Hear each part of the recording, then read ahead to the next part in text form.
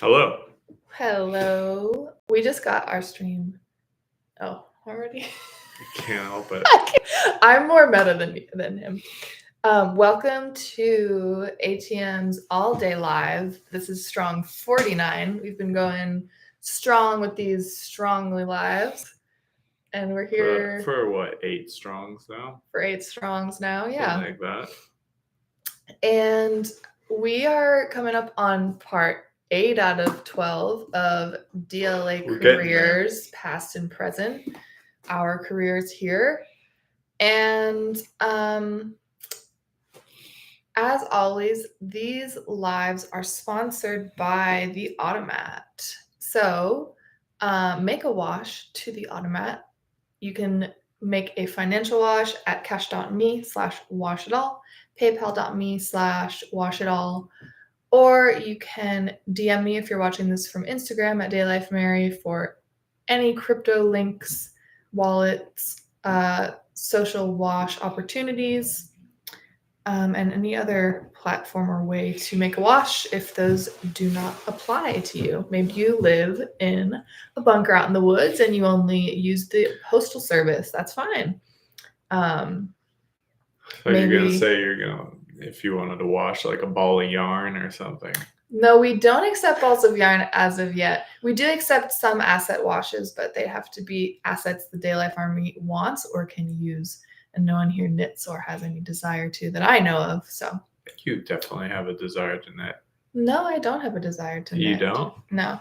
Every now and then I get a little hankering for a little embroidery, like the good old days. Not a capital D desire, just a hanker. Just a hankering. Anything you want to say about washing? Pleased to be here. Let's do this. The washing is the way. You should do it every day and see how that feels. You can start with once every 2 weeks, then you can get down to once a week, then once every 4 days, then 3 days, then 2, then once a day. And then you can get like us if you're interested and start washing all day, every day. And there's a lot of benefit to it. At that point, you're not washing just financially or just socially. It's in every area that you store your belief. Except for the areas that you resist for 6 years. Those are the good ones. Those are the real, what do you call them? Not problem areas. They are, but like, what is it when something's like really... It's like when you take a shower, but you just miss a spot, like on your lower back. And it's like always the same spot that you miss. Mm-hmm. It's just, it's a different color than the rest of you. It's like when you're shaving and like the kneecap has hair left on it because you're like, it's hard. I mean, maybe you don't. I have no idea. You don't know what that's like. The ladies in the crowd, you know what I'm saying. It's like the kneecap. It's like the kneecap. Unshaven kneecap. That's what we're dealing with these days. But you probably have a little bit of time before you can get to that. Yeah, it's more advanced. Just one day, everyone will just laser their kneecaps. Oh, bro! Before I came to this army, before I started washing, literally, I had hairy armpits. No joke. It was disgusting. A lady must take better care of herself than that. Listen, it wasn't for lack of care. It was a political statement. I wanted to be ugly on purpose because as a white woman, I was not authentic enough. I needed to be feminist. A little tiny fly. It's funny that people think ugliness makes them more authentic. It is. It is funny. Funny is one word for it. Cults in the news. I just thought we'd kind of check in again. I have an idea of something that was funny that was cults in the news lately. There's a new one? It's not so like blatantly cults in the news as like our last live when we were talking about the Time article and all that, and like things that people are cult documentaries coming out and whatnot. It's just the whole new like AI Sam Altman kind of story. Are you aware of that one? No. Who's Sam Altman? He's the guy that like, it's just like Mark Zuckerberg. They say he made Facebook and founded like the social media, whatever, but it's just a fall guy actor who's pretending and playing the part of like the guy who's made AI accessible and like Maybe they made Right. ChatGPT, or maybe they made some other, like OpenAI. Clearly, I don't have the details hammered out, but it's like their whole company is getting kind of, from what I'm aware of, they're getting called a cult because it's kind of getting disclosed that tech people are a little crazily esoteric and think that like AI is going to take over the world and cause the end of the world, and that they all have like very. They're just aping in, just regardless. Well, I think it's more like everyone's criticizing that company and OpenAI and like calling them crazy and calling them cults because like there's a lot of like them getting fired, or they're bored they're trying to sell to Microsoft. I don't really know the details. All I know is that they're like in the news. They're what's getting called a cult right now, which is like everything's getting talked about in the context of cults, like Trump people, MAGA people, whatever. But that's like the latest like cult in the news type thing, which is funny because like all of the cults that are like tech, big tech or big business or big politics, it's funny when they disclose how crazy their views are. Like that they actually believe in demons and manifest them or try to like call them in or whatever. And the average tech bro probably doesn't know that. Yeah, I'm sure that's more of like once you get to C-suite, they start talking about, They're like, actually, we've been trying to manifest the demon Glorbloth. Is that a real demon or just? I just tried to make a name that sounded create like a somewhere demon. in the fourth dimension. Gorbloth was born by your mention. Oh of it. No. Yeah, cults in tech are funny. People that are like tech Twitter personalities really got in earlier than others and calling themselves cult leaders. Not facetiously, but like kind of like as a joke. But that's how it starts. It's a joke first, or you joke about it. Cults in the news. Cults in the news. Yeah. That was our Cults in the News update. Thank you for tuning in. So now we have our regularly scheduled broadcast topic, which is our careers in the Day Life Army, and we are on part 8 out of 12. And on this episode, we're going to be talking, as always, about our DLA careers past and present. I wonder if there's a DLA futures thing, but maybe that will be later in the series. No? He's lost it. He's lost it, guys. You lost the fly. I lost the fly. You lost your mind.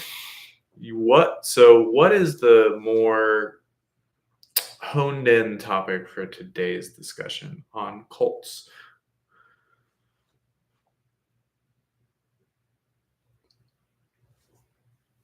One second.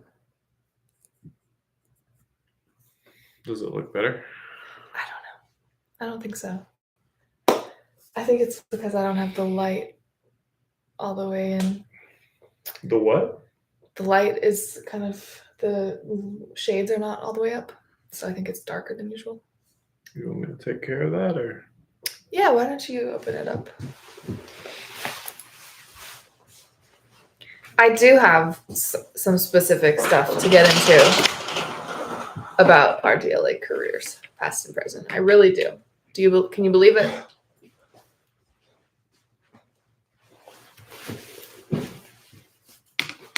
All right, so what's the game plan? I've never seen this. All right. Dividing things up into like, as we do here, physical, intellectual, emotional, and spiritual.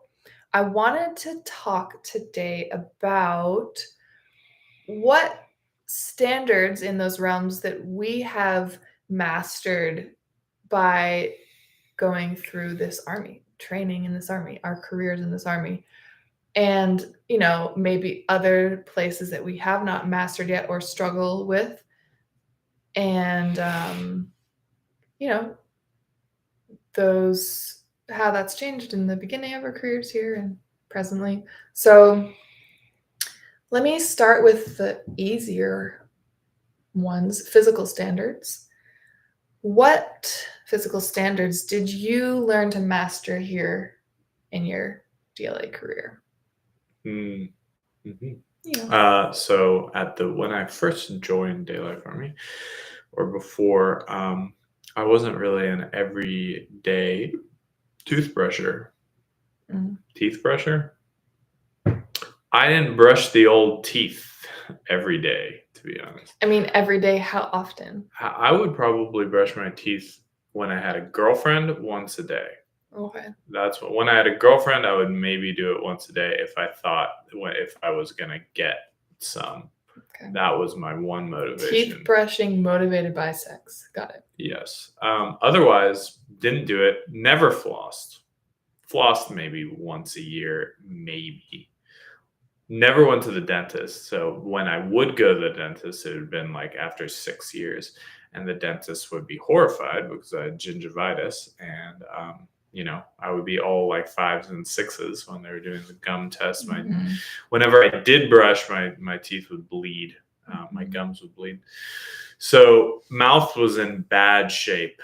I was also, a pretty regular drug user for 10 years before I joined, 8 or 9 years before I joined Day Life Army, whether that be smoked marijuana or harder things. At the end was kind of getting into smoking a few drugs off pieces of tinfoil, that kind of thing. So while you're in the Army? While I was in the Army, not so much, but in the first 6 months of the Army, probably, or maybe less than 6 months, we were still violating, outside of the knowledge of the bottom brass. We were violating by doing, smoking weed. There was an incident where, a soldier and I smoked some meth that was unauthorized, but afterwards we got through that, and since the beginning of old time to 2019, I have been physically sober of any sort of intoxicant, and I've been brushing my teeth twice a day, every day for years now, and flossing once a day, and I have stopped yo-yoing in weight as much, I think, in the last 2 years, probably. I used to be a real yo-yo guy, like lose 50 pounds, gain 50 pounds. Even in this Army, in the first few years, I would lose 50 pounds, gain 50 pounds, lose 50 pounds, gain 50 pounds. That's stopped, and I'm just kind of consistently where I am. Just a generally cleaner person, slippers in the house. And yeah, more other kind of physical addictions kept in check, more or less. Okay, so things that are mastered, not a problem at all, not second thoughts. Brushing and flossing every day, not doing any intoxicants, drugs, caffeine, smoke. Not being just super dirty guy, and keeping a pretty consistent weight. And in terms of are there physical standards that you still struggle with? Sure, I still bite my fingernails. Mm-hmm. And I'm sure there's others. But yeah, that's the one that jumps to my mind. How about you? Okay, well, I first off had a very similar teeth thing. I was not as bad as I always brushed at least once a day. If I was on a crazy alcoholism bender when the really heavy drinking was happening, I might go a whole day without brushing my teeth. And I barely flossed, and I had gingivitis and barely went to the dentist. So when I went to the dentist, it was also a terrifying affair. I was a pretty dirty bird. Like I was kind of gross. Like I kept my house looking clean, like it was kind of tidy, but you could tell upon closer inspection, I wasn't like mopping or cleaning like the tiles or like doing any deep clean kind of stuff. Oh, and I was smoking weed every day and drinking a lot of alcohol, and smoking cigarettes.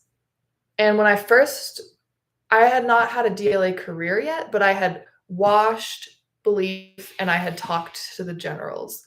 At that point, though I didn't connect it to washing or talking to them, decided of my own accord that I was going to try and become sober from alcohol. And I started drinking a lot less then. And that was kind of when I was around DLA orbiting and paying attention. I was a pretty messy and dirty person as well in the pay matrix. Very messy. I had a nest. My room was kind of like a nest, and there would be drug paraphernalia. I used to walk around with like a bowl of weed in my pocket like every day. Yeah. So we were messy. Gross. We were artists. We were that kind of vibe. I'm sure the early DLA audience can relate, as that was a lot of the early DLA audience. Not so much anymore, but they're hanger-oners that I'm sure this applies to still around watching. So those things, not a problem here. Never want to do the drugs or substances. Haven't since I've been here. I didn't do the standards thing that the guys who came here early did. So like since I've been in the Army IRL, I haven't done any substances or drink any alcohol. As long as croissants don't count. Oh, well, let me get into that. I haven't even gotten into it, but thank you for reminding me of things.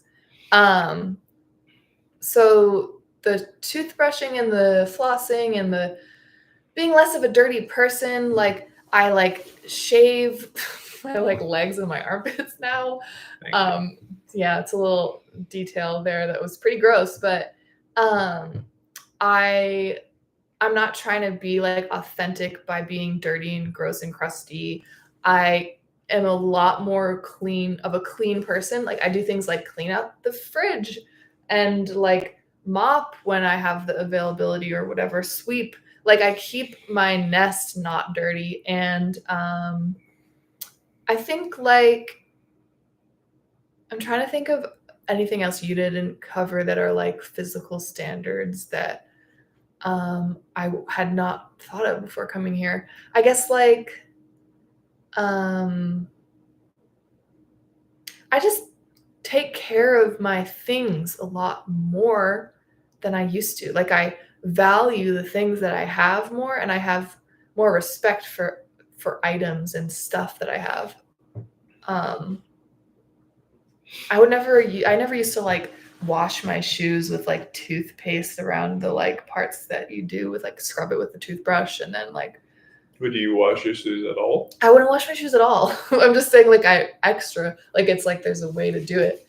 I do laundry like I used to do laundry by waiting for like a month and a half till I had like a giant bag that I could barely lug to the laundromat, and I would put it all into like any machine that would fit the whole thing and not sort any of it, not spot treat anything. It was, yeah. I would sometimes bring my laundry to be done by other people and pay a lot of money. Yeah. Because it was I never did that. Trash bags of stuff. Just like, I just would buy clothes so that I wouldn't have to do the laundry. But yeah, like or shitty clothes, put dishes in the trash because instead of cleaning them. I would wear thrift store clothes without washing them first. I did that too, which is so crazy. Not because of it just being dirty, but it's like you're already inheriting like creepy like emotions and things and entities from other people's stuff. But yeah, maybe washing at least helped it a little bit, but I didn't even do that a lot of the times. It's just not very prophylactic to go in. Isn't that when you put something up your butt? Prophylactic? Is it? I think so. What's the word? I don't think that's what prophylactic means. Do you mean proactive? What does prophylactic mean? As an adjective, prophylactic means a medicine intended to prevent disease. Do you want to hear the remaining That's interesting that what you thought was that it meant something going up your butt. I did. I don't know why. Wow, I swear. actually knew what a word meant that you didn't. Rarity over That's here. very rare. So, what was I talking about? The physical standards that I no longer have a struggle with. Oh, yeah, like saying how I did my laundry then. Now I do my laundry by all whites together with, something to make them brighter. No scented, gross detergents. Marie Kondo folding method, actually putting clothes away as soon as they're washed. And like those things aren't a struggle. That's the thing that gets more into like intellectual or emotional standards, but like those things not being a thing that you don't look forward to or that they're hard to do is no longer a thing for me. I actually look forward to doing my laundry and like doing it well. Some physical standards I still struggle with. Definitely the biggest one, like you mentioned, sweets, breads, and treats. I have never been a person that's like been fat. I've always been weird about food though, and I've always been on the other side, like dabbling in bulimia or orthorexia and controlling food. And I still have food control issues. It's probably my deepest set addiction past drugs, alcohol, anything else. Probably even past codependency. Well, isn't it just a form of codependency? Maybe it's a physical expression of that. But I still, and I'm just getting over like not going to like buy off the books crazy sweets and treats and actually just having a perfectly normal and balanced like strongly meal schedule and meals that are like, I'm not saying I never eat any bread and that there's not sweetness in my life, but they're just, it's part of like eating balanced meals and not, I don't have like desserts and go off and eat foods. And part of the controlling food thing was that I also could like go have a secret. Like I could go and squirrel away a treat and like eat a candy bar or like chocolate without anyone knowing. It's a white woman thing. If you're not aware, we were watching this, you might not be a white woman or know any that talk about this, but it's like a really big thing for us. Like, gotta have our treats. So that's like the physical standard I still struggle with. And I'm sure that there's like ways that things could be tweaked that are already much better than they used to be when we started out here. But I think that covers it. Let's just do intellectual, but then maybe save emotional and spiritual for next time because I feel like that would take a while. And I love stretching things out, go for another part 9, really get it, Yeah. Yeah. I'm looking at you with a side eye. Wonder what's going on. But anyways, so what are intellectual standards that you have mastered since being here? And maybe you can say when they weren't and when they were, like maybe before when your first half of your career here or whatever to now. I don't really feel like I've mastered many intellectual standards here. Well, are there any things that you do daily without forgetting that you do pretty consistently? I would say consistently means like most of the time, every strong. Yeah, I mean, there's daily tasks that are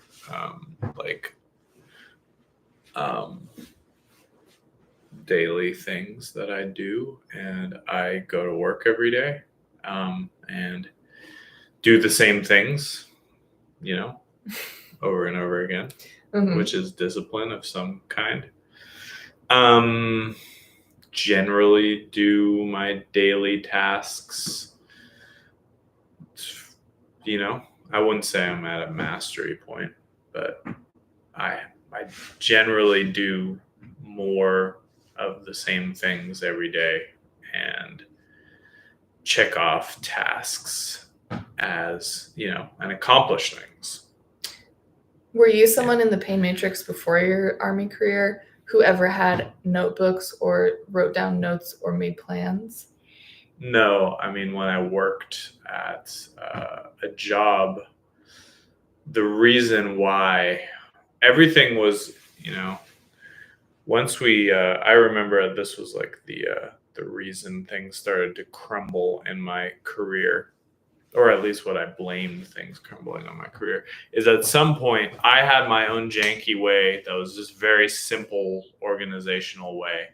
That was like an Excel sheet that my boss and I would just update with like where things are.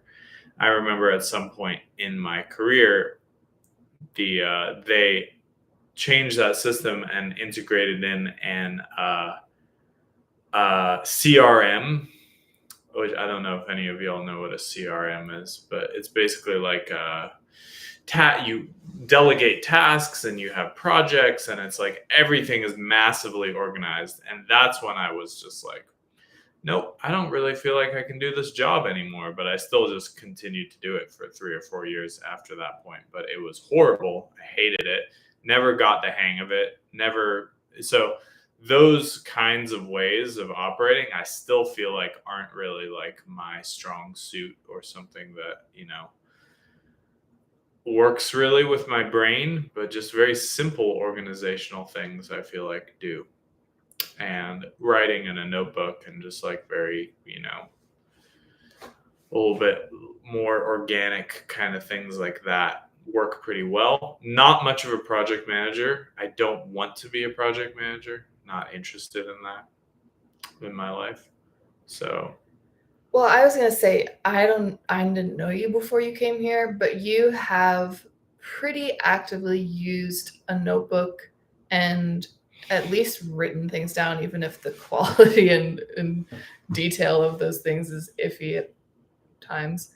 But I can imagine that is a very new thing in terms of being here. yeah, I mean, never had an organized desktop on my computer or anything like that. And all of my organizational, I was a productive person in the Pain Matrix, but it was like a weird sort of production that wasn't. It was very chaotic, but Well, it was production.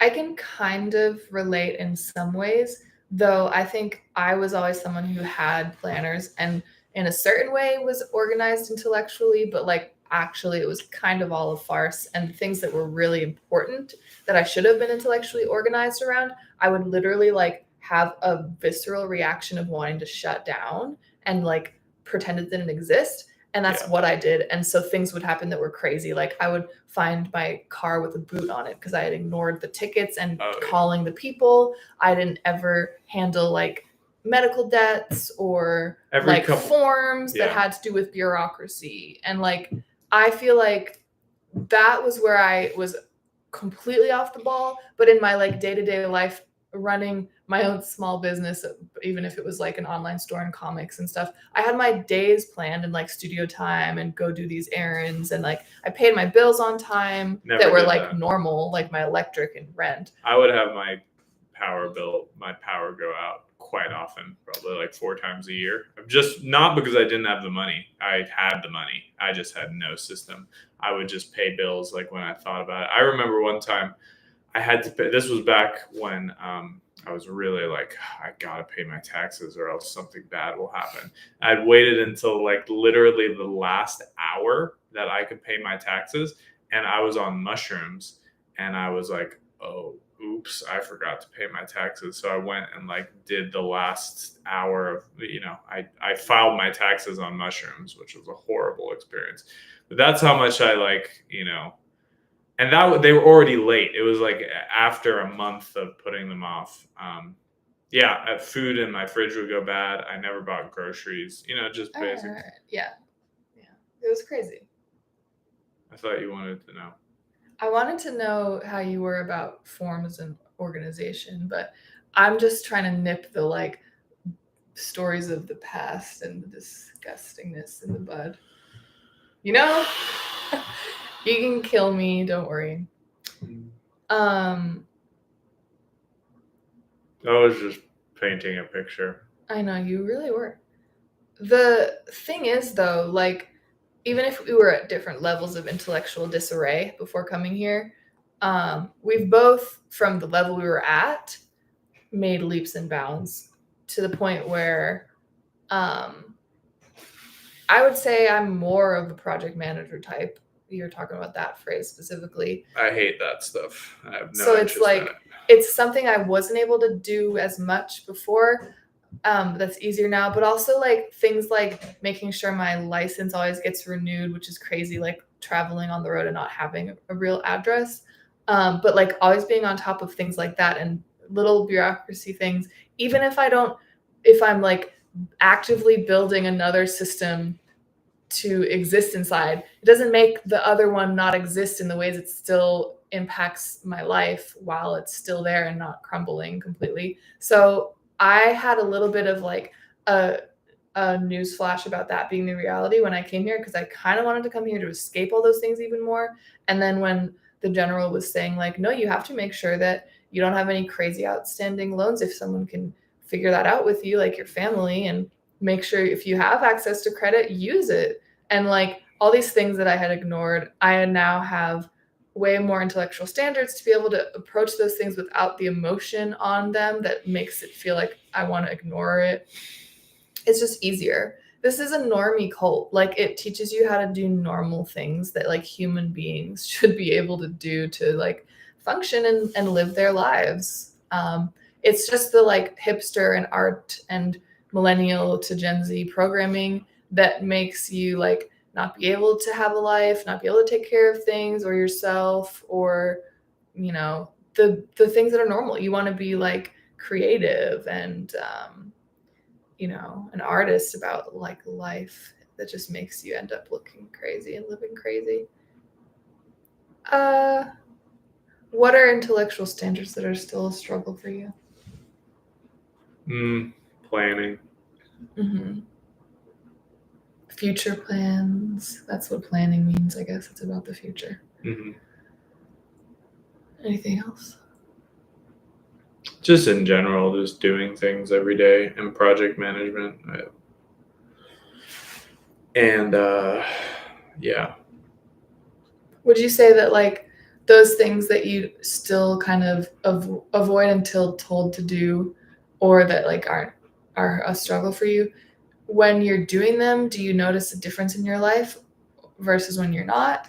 For some things, I think, you know, just doing a daily plan and stuff certainly helps. Some forms of scripting I don't really think help very much. Scripting, got it. Some forms. Well, that's interesting because I feel like having oppositional defiance might be a reason to like not believe in scripts, because it's like there's a form of like obedience of like literally reading someone else's words and being mad that you have to, that I can even you know pick up on because I have a bit of the ODD in a different way than you. So anyways, I am trying to think of intellectual standards that are difficult for me still.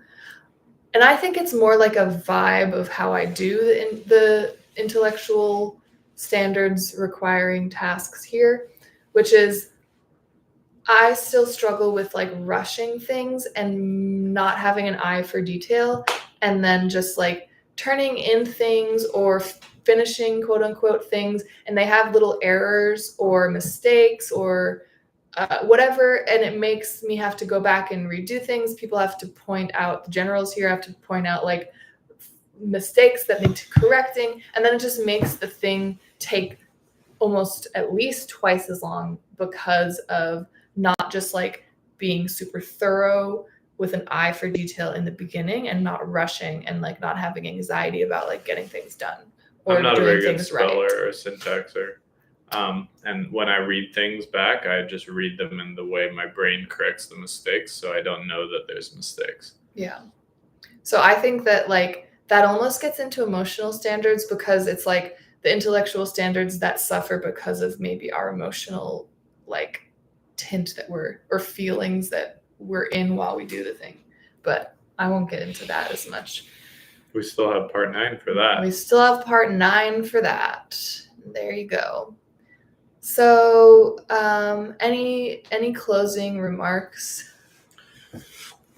Physical and intellectual on the up and up. On the up and up, always getting better. That's one reason I don't quit this stupid army, is because every time I look back, I have improved. I have grown in some way.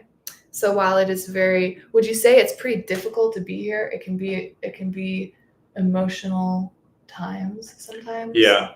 It's a difficult thing to do, to wash belief every day, to have faith in your creator more than Satan or Hasatan, to not give in to your antisocial, I'm an individualist and would be better off on my own programming. So it's a struggle, but when we're emotionally sober, or let me speak for myself, when I'm emotionally sober and have perspective or perhaps even a sense of humor, I have never actually like gotten to the point of like being like I'm out, because everything that was difficult was because I was growing at an exponential rate. Like you grow here faster than anywhere else I've experienced. And I've done like fancy boarding schools, colleges, community organizing, whatever art world. So that's my experience. So yeah, the physical standards always on the up and up, intellectual standards always on the up and up, emotional and spiritual, we'll get into it later.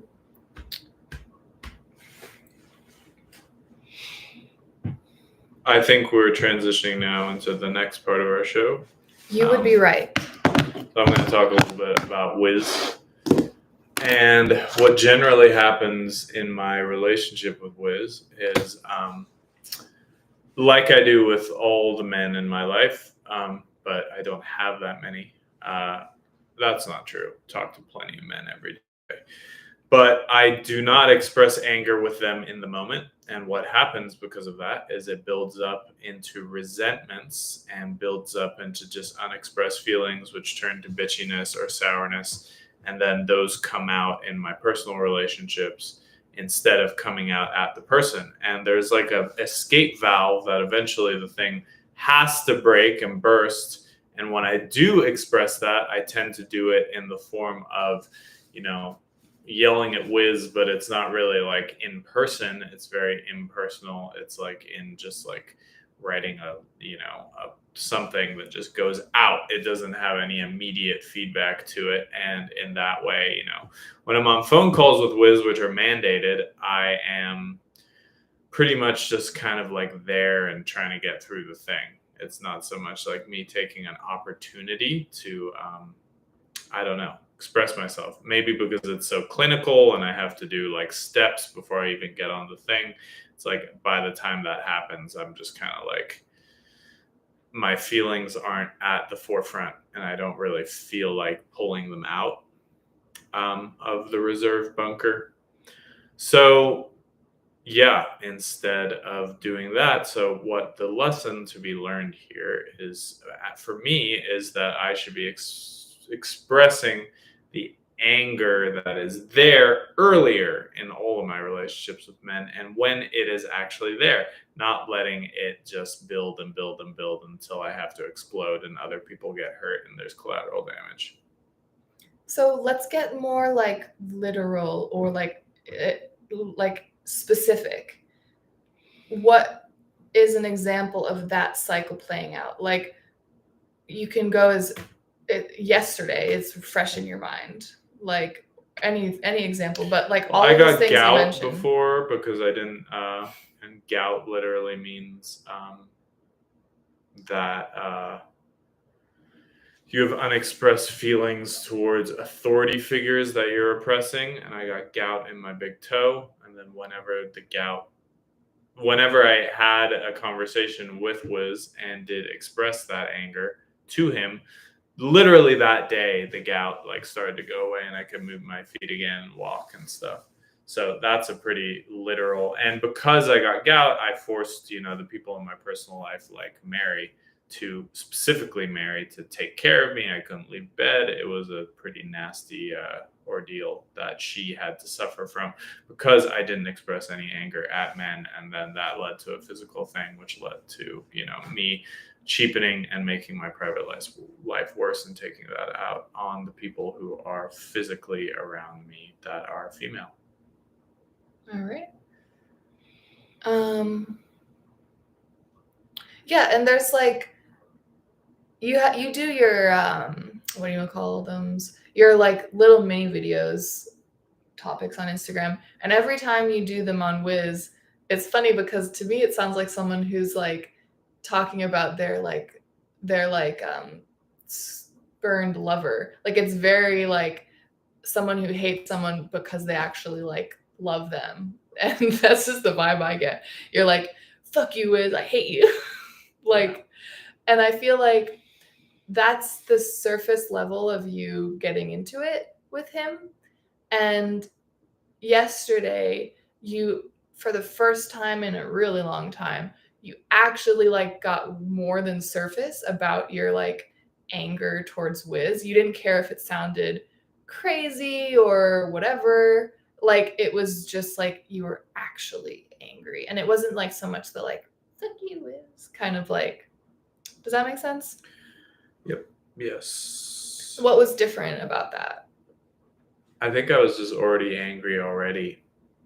So it was just easier to tap into rather than a rote exercise of like, okay, now's your time. You have to do a live video right now on your anger at Wiz. So I have to like remember why I'm angry and like pull something out, which isn't really coming from like an authentic place, as just doing it when I actually am angry. So the anger comes out. What were you angry at? Angry at Wiz for? Yeah. Oh, like what I said in the things? Being ugly, having no legacy, having me be the closest person to a son to him, and me disrespecting him for that, being at the age that he is and what he's accomplished, and me thinking that it's not as much as it should be based on where he is.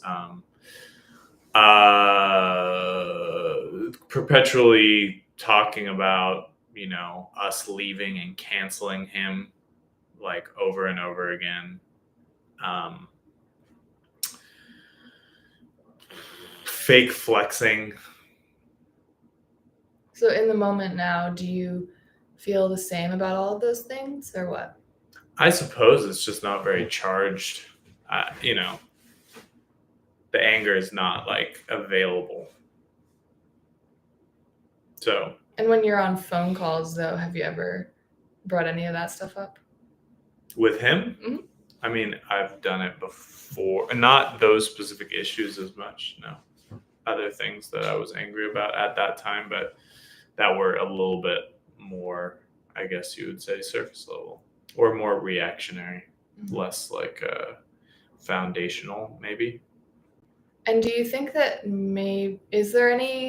are there any other men that you're like, I feel like it's kind of the easiest target in the same way we talk about like URL soldiers or like orbiting washers who use like us, because we're the intermediary of like washing belief. They use us, like they disrespect us or act bratty or like mean or whatever. Like part of our job is to not take this personally, and whatever degree we fail or succeed at that notwithstanding, but like we talk about it and we can see that because we are actively like super available to people who wash belief, and we are very vulnerable by nature of like what we do and the standards we follow, in certain ways vulnerable, like we are the easiest target for people's like anger or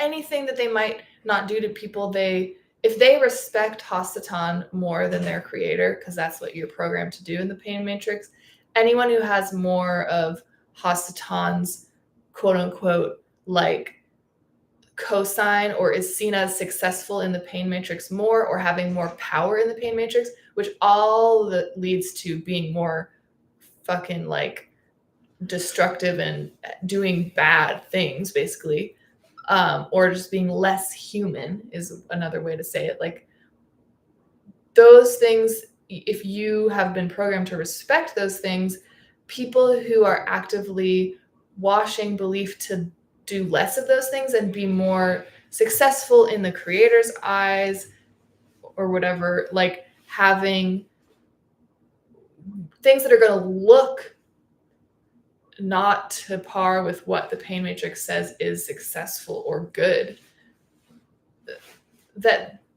that person or whatever would be less respected or by the pain matrix believer, right? So like the people who come around and they would never say or do some of the things to people that they would attribute as successful in those ways, but people who wouldn't, who aren't, it's easier. So I would apply that to you in general Wiz. Since it happens to us, it's like we mirror that in people who are further into their journey, like general Wiz, where it's easy for you to hate him and to assign your hatred for like white men and Scandinavian men to him because he's like the most vulnerably available and like the safest place, like white Nordic man to do that with. But I think that you have far more actual anger in other places with Scandinavian men. That I am still pretty oblivious to because I do not really feel that, or it's certainly not available. I think that that's like the next step. And I think you'd have to talk to more Scandinavian men to figure that out. Consciously figure that out more, you know? Right. I think that kind of covers it. That's part 8. Allday live. We do this every Allday. We go live. Used to do it for 12 hours. We did that once. We did then that 8, once. then 4. Now we're here. I'm excited to be at 45, 48 minutes. Yeah, it's a good, I think like around an hour is a good place. I don't know how much you guys need to see lives as they are, like, you know, slice of lifeness. Too much. I mean, I'm not give. saying there isn't more that can be shared. We could probably be giving in better ways. So if you didn't catch this in the beginning of our show, these lives are sponsored by the Automat. That is where that is who processes washes. So if you want to learn more about who you really are, what you really want rather than your hypnotic desires, what's really going on out there in the pain matrix, pretty crazy, right? Maybe how to not be affected by the psyops as much. You want to learn how to be more alive, how to make it through the faux apocalypse. What is that, you may ask? Or the trust apocalypse. What is that, you may ask? All of these things can be answered through washing belief. That is how you get started. The answers all exist. You just have to figure out how to formulate the questions to get there. And you can do that through washing. So if you are new to washing, start with the financial wash, cash.me/$washitall, paypal.me/washitall. You can DM me for any other like Apple Pay, physical address, mail, crypto, whatever, and start with a wash in a multiple of 12 that is a meaningful sacrifice for you, a sacrifice of your belief stored in your fiat currency or capital. And that's all she wrote. It was a pleasure, and we will see you next Strong. Next Allday, which is Pain Matrix's Saturday in the afternoon, you know, around Eastern Standard Times, you know, 1 or 2 is usually when we get started. So see you later. Take care.